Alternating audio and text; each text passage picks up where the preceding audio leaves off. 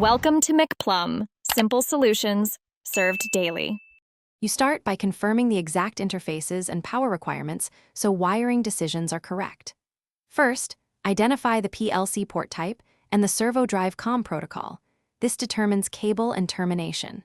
Next, make sure 24V control and DC bus supply match drive ratings, and connect earth ground before anything else to avoid noise issues.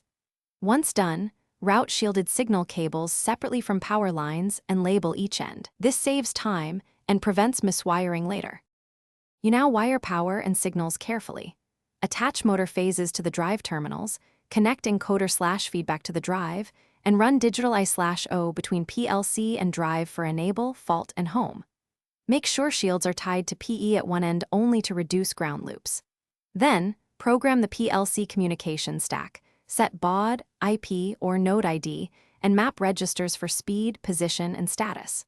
While configuring drive parameters, match encoder counts, lots per rev, and motor tuning values so control is stable. You finish by running controlled tests before full operation.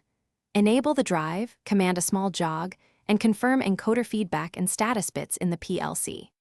Once low-speed checks pass, gradually increase speed while observing current and temperature, then run auto-tuning or manually adjust servo gains to remove oscillation.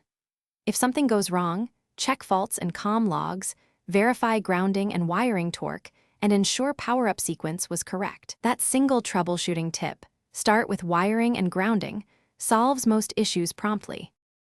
Thanks for watching. Stay juicy and subscribe.